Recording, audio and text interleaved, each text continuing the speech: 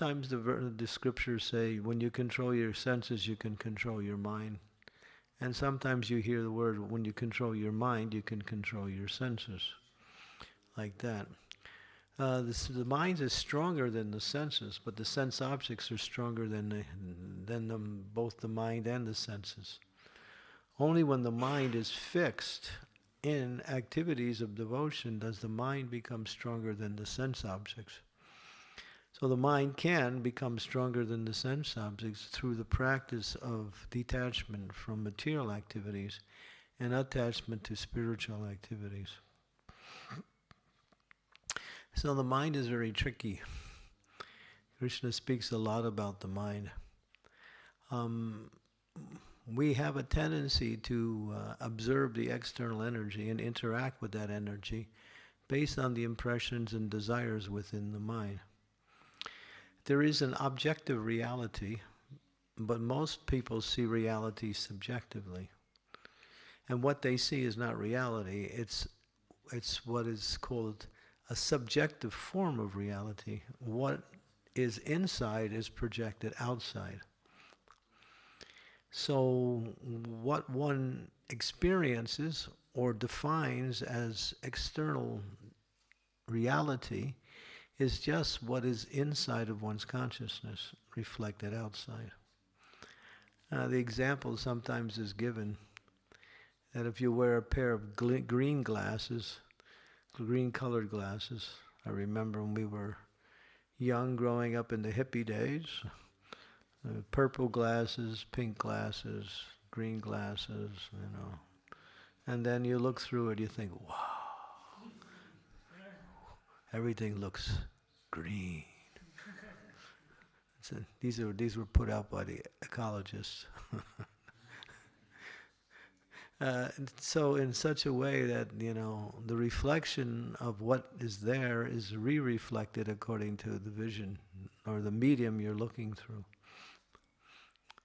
So in the same way that the reality is one, it's objective, and Krishna explains that in the fourth chapter of Bhagavad Gita. He says, thus when you actually see things truthfully, or thus when you know the truth, then you'll know that all living beings are in me in their mind. Prabhupada gives an example how a devotee sees the external environment using the mind and the senses. And he took his glasses off and he held them up like that. And he says, when you see my glasses, what do you think? And immediately the devotee said, oh, we think that these glasses belong to you, Prabhupada. Prabhupada said, yes, that is correct. So a devotee sees everything as belonging to the Supreme Personality of Godhead. That is proper vision, or that is actual vision. And therefore one sees oneself as not the enjoyer of the world, but as an opportunity to use the objects that are owned by the Supreme Lord in the service of the Supreme Lord, and that's called devotional service. That's called devotional service. So, but the mind has a tendency to want to respond to the external environment by fulfilling its own desires. The mind is, in its pure state, is in the mode of goodness, but when it gets contacted with the external energy, it takes on a particular mode accordingly. So when consciousness is different than the mind, consciousness is different. Consciousness is the awareness of the soul's existence in relationship to everything. But when the mind is an impressionable object that picks up sense data and impressions, desires from so many different areas, and then projects itself, and we start to formulate a certain character or personality based on that. So as much we are entrenched in the material energy, we are called materialists. As much we're entrenched in the idea of seeing everything in relationship to Krishna, in other words, a more purified form of mental awareness, then we are actually Krishna conscious. So the key is to learn how to direct that mind in such a way that the mind is always moving towards the mood of devotional service. But that's not easy. 90% of the mind's existence is on the subliminal level or on the unconscious level. Generally, we work with between 10 and 15% of our mental capacity. The rest of 85 to 90% lies in the dormant state and is called the collective unconsciousness, which is all our impressions, experiences, desires that we have done from so many millions of lifetimes. Because when you transmigrate from one body to another, you lose your physical body, but you take your subtle body with you. In fact, the subtle body takes you, the soul, according to the impressions and desires and of that life, which is a collective accumulation of all of the previous lives at the time of death of that life, and then it moves you into your next body. So you get a body according to your mind, your mental state at the time of death. As Krishna says in the Gita, yam yam vapis param bhavam taktva antvarikalevalam tam tam vivaite kontaya sadata bhava bhavitaha. Whatever you think of at the time of death, that's where you go. So therefore, the idea of devotional service is to somehow prepare one's consciousness for death. Life is a preparation for death. So when that mind is fixed on Krishna at the time of death, and Krishna says, Taktva deham purna janmani, naiti mame, then you come back to me. But the mind is really tricky. And as it's explained, even a slight deviation of the mind's activities in contact with certain sense objects can destroy a yogi's devotional progress. One has to be very careful in order to control the mind. And as we mentioned, the mind is a reflection of inside outside. Prabhupada tells a story, a little kind of analogy story, where there's an old man. He's sitting in his room in his house, and his wife is in the kitchen. She's cooking supper. So he's waiting for supper. Now the man is deaf. He's very hard of hearing. So being a little impatient because the supper is not coming, he calls to his wife, and he calls her and says, "Where's the supper?" And she said, "Just be quiet. I'm cooking. Read the newspaper." She calls back, and so after some time, he calls again, and again she responds. Then finally, he's thinking, what's wrong with my wife? She must be deaf. I'm calling, and she's not answering me. He's deaf, but he's thinking she's deaf. Atmanam manyate jagat, which means that you think everyone thinks like you. Good luck. If you get one other person to think like you, that's a great achievement. Just one. And usually that we try to do that in married life, but a lot of times that doesn't work either. Because everyone remains individuals. So therefore it's called, the reality of existence is actually subjective in terms of its material understanding, but objective in terms of its spiritual understanding. So by engaging in devotional service and directing the mind towards devotional service, especially hearing and chanting the glories of the Lord, this is where the mind becomes focused. When we absorb ourselves in hearing and chanting the glories of the Lord, the mind actually develops an attraction for that activity. Why? Because it's natural for the soul. So when the mind, through practice, starts to hear and chant the glories of the Lord, then the soul becomes awakened. And then what happens is the material mind, which is not really our real mind, it's a covering over our mind. Our real mind is the spiritual mind.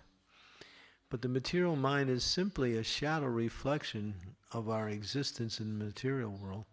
That starts to dissolve, and our spiritual mind starts to be revealed.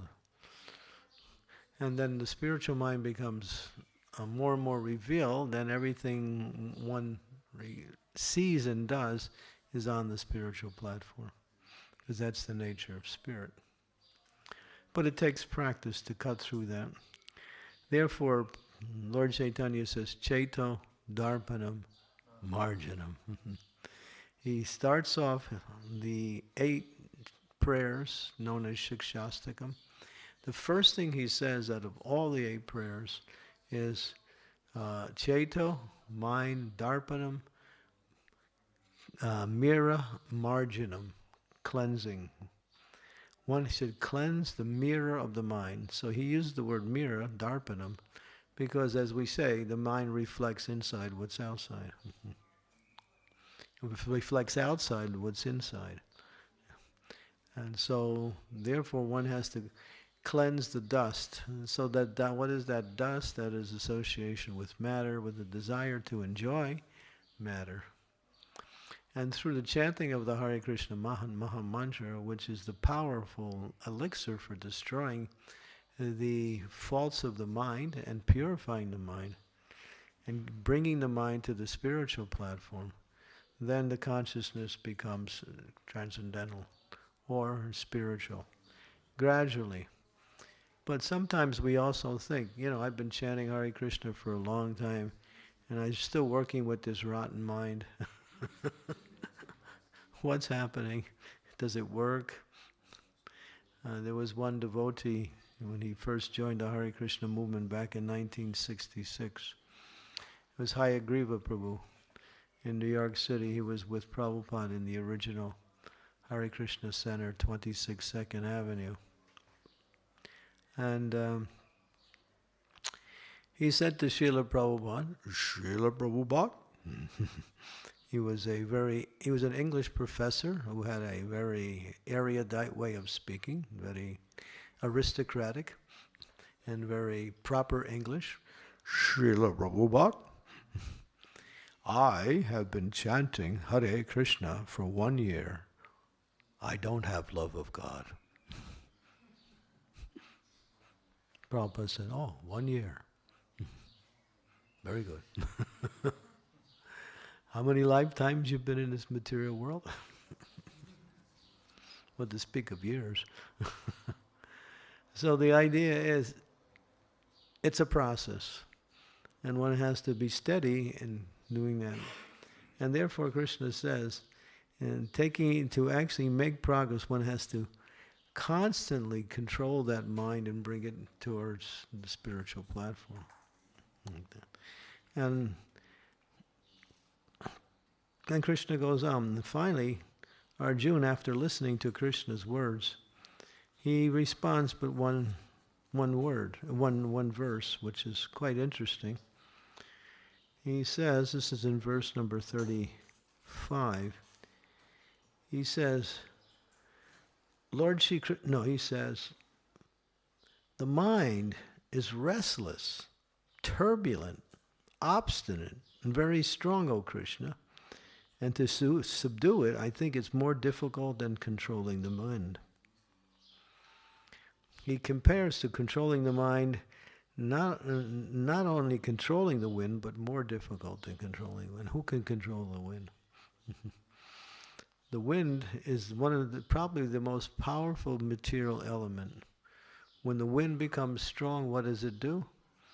We see it can. Prabhupada said there was one tornado. Buses were flying in the air. The wind can go up to 300 miles an hour, even more than that. Could you imagine that wind speed? The whole cities are destroyed by the power of the wind. Wind is so powerful. Now, if they get a wind blast of 125 miles an hour, it's an emergency. Everyone's evacuated or going to shelters. That's 125 miles an hour. They built the cities now to withstand these hurricanes and tornadoes. Just recently in the United States, there was a whole, it's pretty much still going on in one area. There was a whole, I don't know what's the word, continuation of tornadoes hitting the United States for weeks and weeks and weeks, destroying cities, causing floods. People were being, hundreds and thousands of people were being evacuated. This was just on the news a couple of weeks ago. Now, the wind is very powerful. The wind is so powerful. So Sir Arjuna is using this analogy to control the mind. I'll better try to control the wind, it's easier. And what does Krishna say in the next verse? He says, Asamsayam Mahabaho Manor Durni Gudam Chalam Abhyasena Tu Kaunteya Vairagyena Chigrihate. He says, O mighty armed son of Kunti, it is undoubtedly very difficult to curb the restless mind, but it is possible by suitable practice and detachment. Suitable means activities of devotional service. And by detaching oneself to material sense objects. If we are engaging in sense gratification and at the same time to practice Krishna consciousness, we call that Hasti Snan. Hasti Snan is an elephant who goes down to the bank of a river with his big trunk, this big animal. He wades in the river, takes his trunk, and throws the water all over his body. And then when he gets out, he's all clean, and then he goes to the dirt and takes the same trunk and throws dirt all over him. Right after he's done bathing. Hastistan. So the idea is that in order to make steady progress in devotional service, devotees know what to do. But I find out we have a problem of avoiding what not to do. That's why Sanatana Goswami gives us the formula. One should be very much aware of those things to avoid in order for one's progress in certain Krishna consciousness to become steady or to be in one direction. So that's why Krishna says one has to be detached from the objects of sense gratification. Objects of sense gratification are constantly being thrown to us always.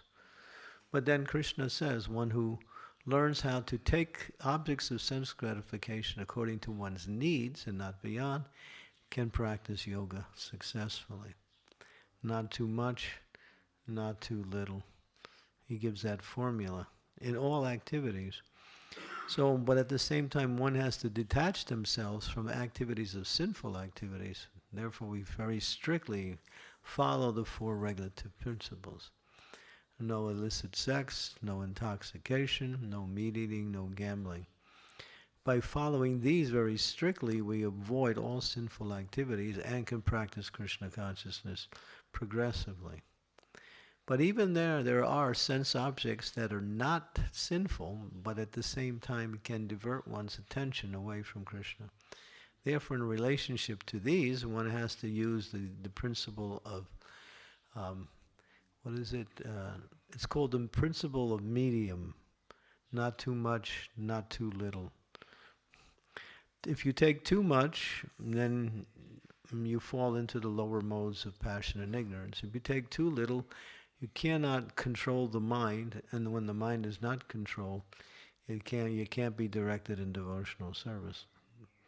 That's why finding one's balance in spiritual life according to the needs of the body and mind is the foundation for easy practice in Krishna consciousness. Then we can get the maximum results when we hear and chant the glories of the Lord.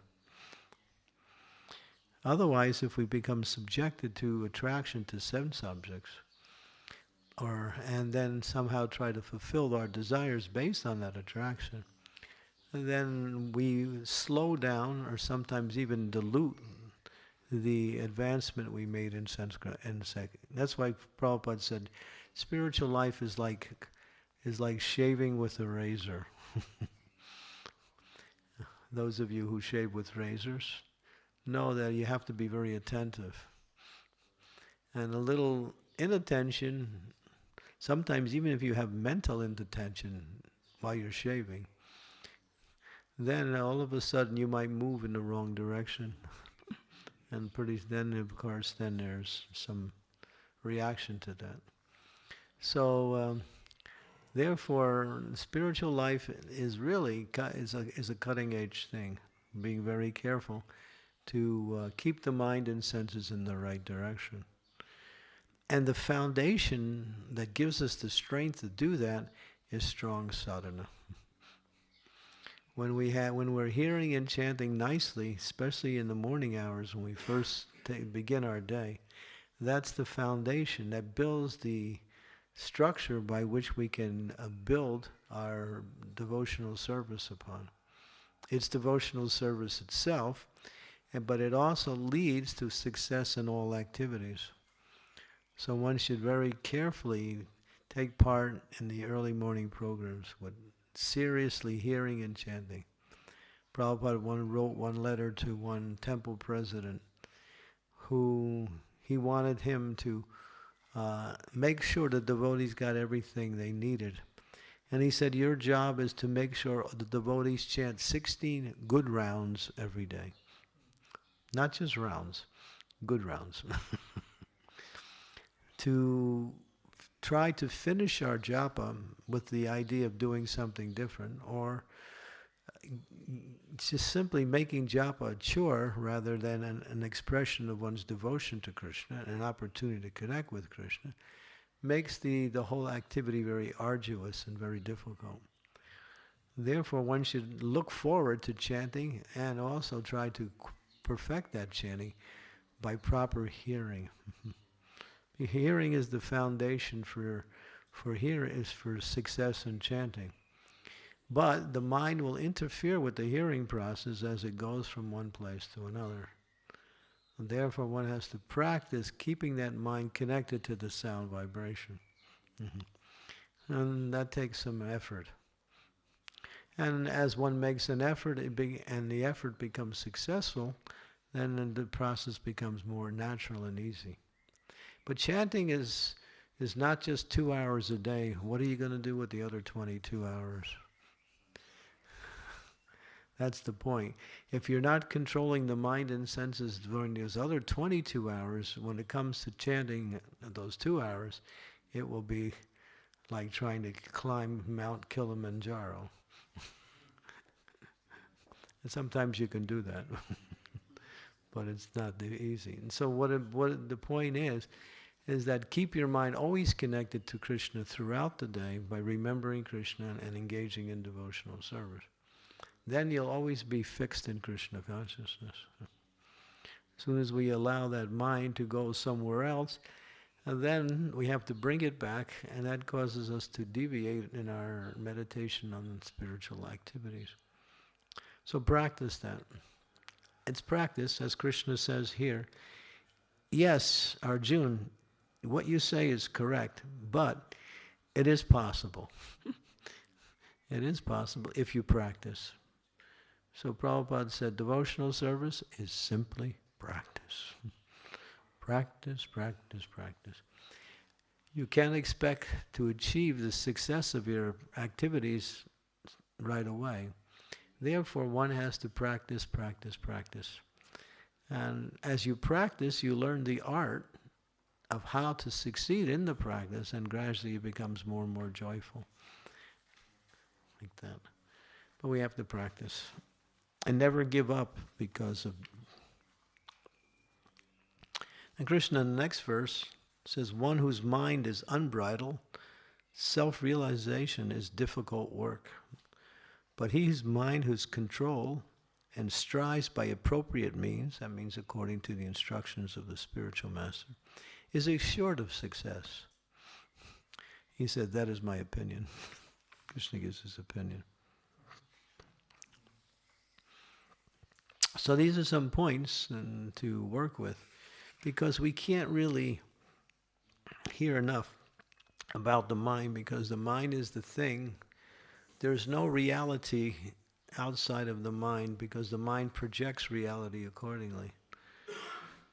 So therefore, there's a statement that says, "We have found the enemy, and it is us."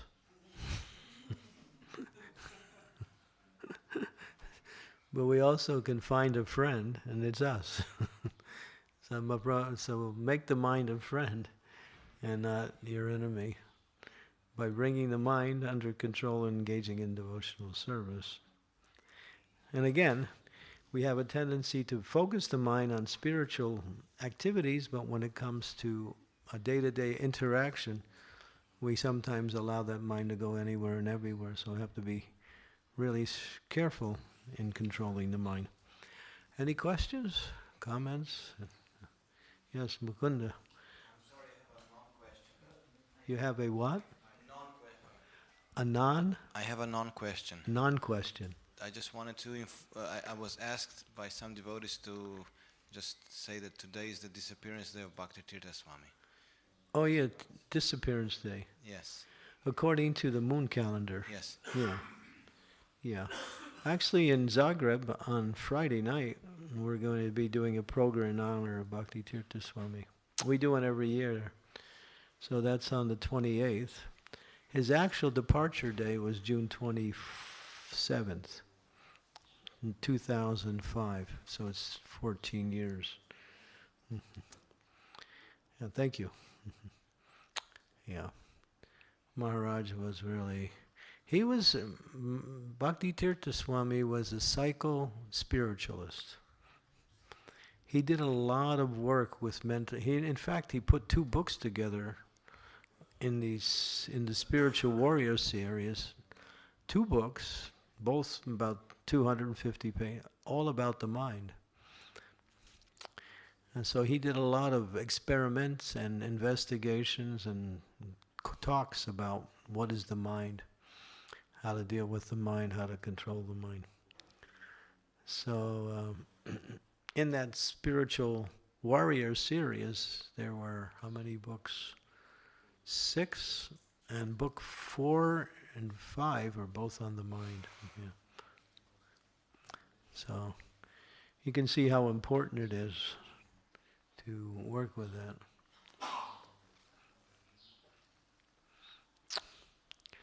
Anything? Any other comments or questions? Okay. You sure? Okay. Gopal, Sundar Gopal. We should all meditate on Sundar Gopal because he's a very beautiful personality.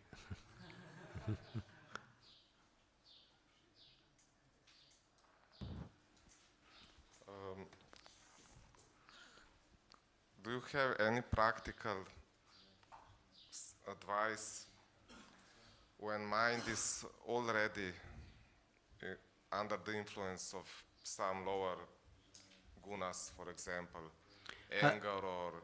When you're already captivated by Maya, Yeah. how to get out? Yeah. Krishna help.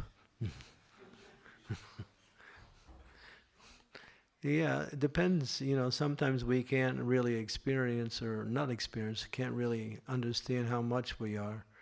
But then again, when it can become so strong, then we realize I'm in trouble. I think when you're really in trouble is when you start looking towards the material energy for enjoyment. Then you're in trouble. And sometimes we find ourselves in difficult situations. We can always think of Krishna, and we get protected by Krishna. But I think our most dangerous situation is when we look or have a desire to enjoy the external energy, and that desire becomes so strong that we can't check it.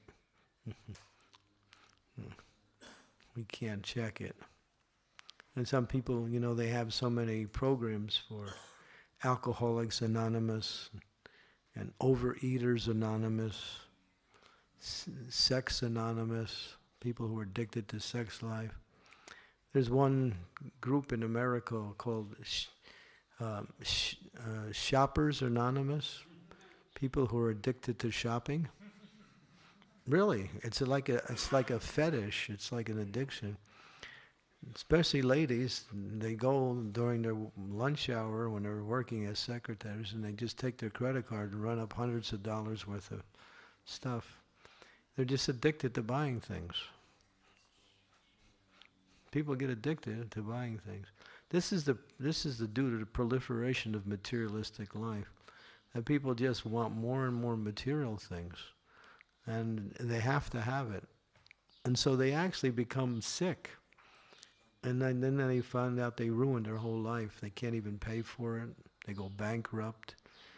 The bank takes control of their assets because they can't pay. And sometimes they find themselves in really difficult situations. So yeah, the mind can really develop an attachment to something in such a way that it becomes impossible to break. And the common thing we know is that people know that cigarette smoking is dangerous and can cause death. They know it, they hear about it, they read about it, but still they keep smoking. Because they can't give it up. The mind tells them they need it. Mind becomes so powerful. So when you're in those situations, then you really need a lot of mercy, a lot of help. So either you take shelter of someone to help you, which is the best thing, and well, if you're all alone, then just, Krishna save me. Seriously calling out for Krishna, and Krishna will help you if you seriously call out. But that's the most dangerous thing. Prabhupada said Maya is not our problem. Prabhupada said the demons, because there's demons in the world, Maya has to do her job. But Maya is our friend. Why? Because she's always working in such a way as to bring us closer to Krishna.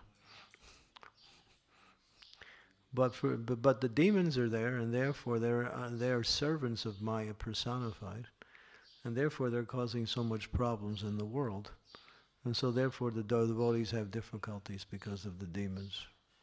That's really the problem. Otherwise, for devotees, the Maya is not so bad. The demons, when I say the demons, they're always proliferating and propagating ways to enjoy sense gratification more and more. And because they have control of the media and various forms of entertainment, they propagate this as material happiness, like that.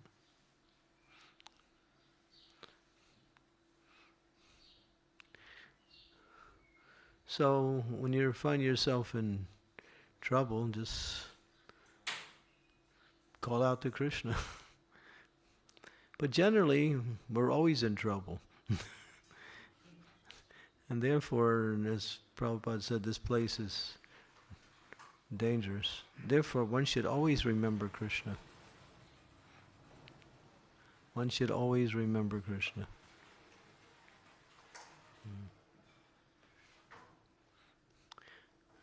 And by having strong sadhana, it becomes easier and easier to remember Krishna throughout the day. As Vishwanath Chakravarti Thakur explains, by chanting every day, one will chant always.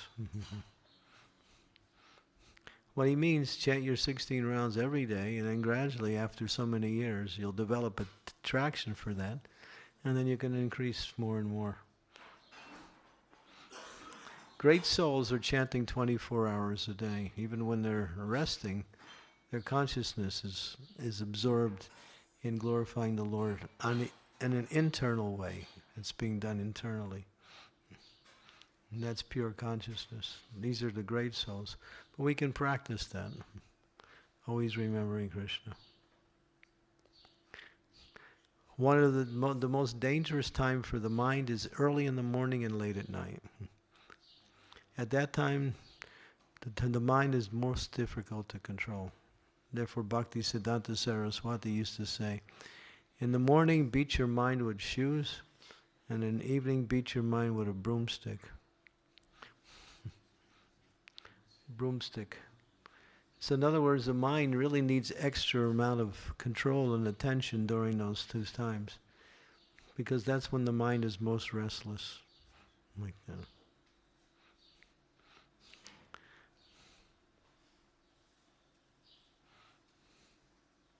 Any other comments or questions? Yes, Tirtha Kirti. Yeah, that's why that's how you beat your mind. Just beat it with the holy name.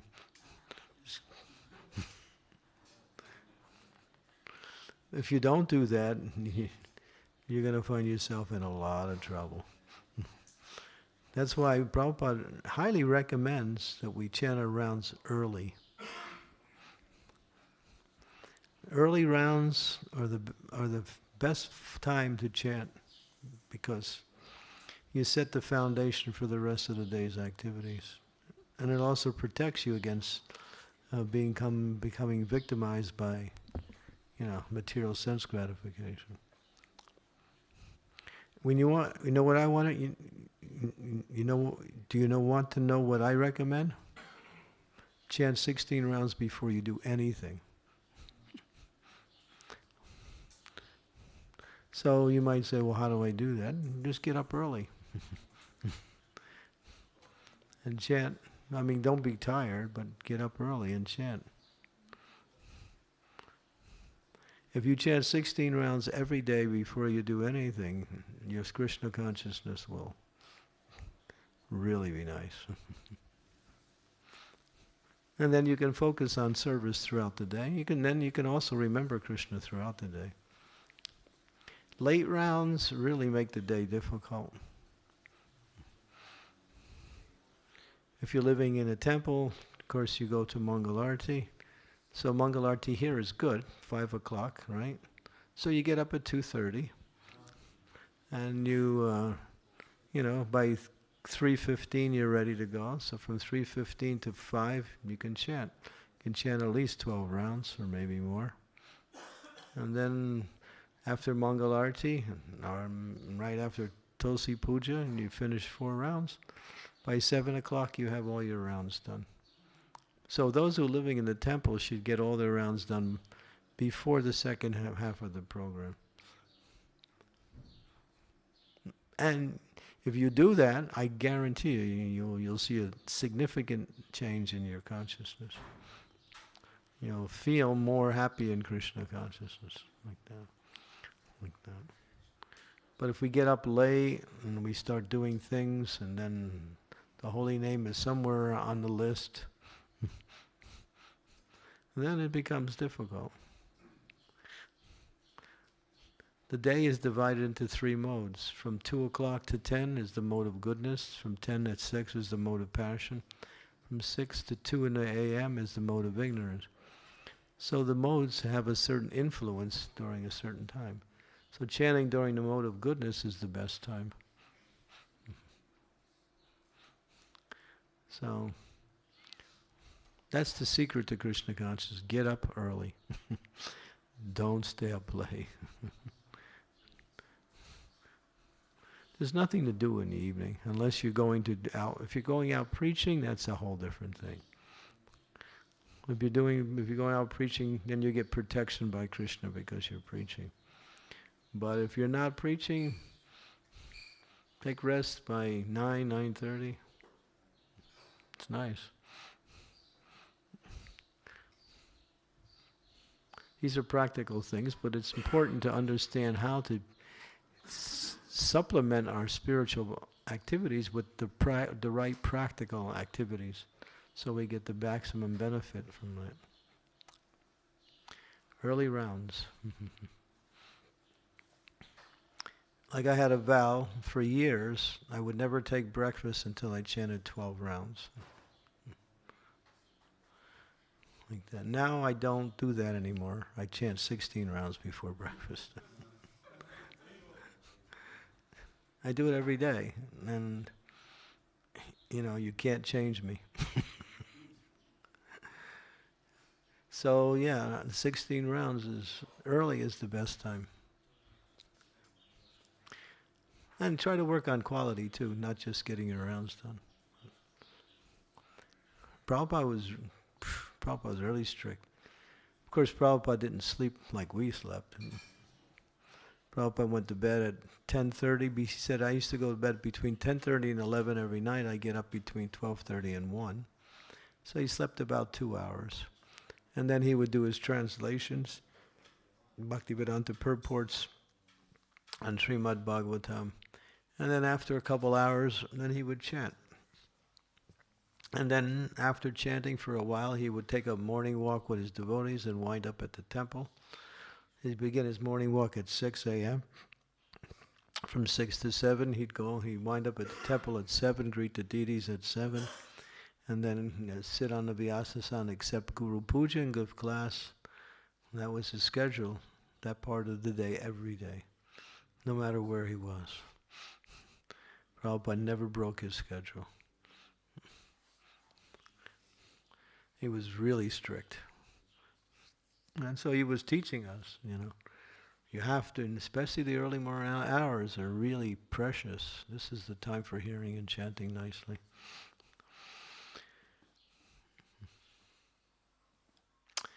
Okay, so I don't want to stay up too late. So thank you very much. Srila Prabhupada ki jai, Sri Harinam Sankirtan ki jai.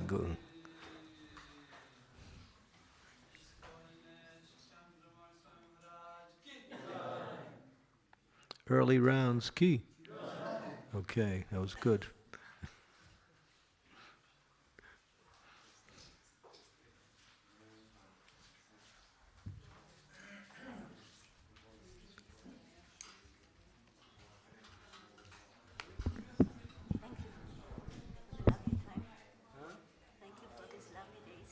Oh, okay. You have to leave?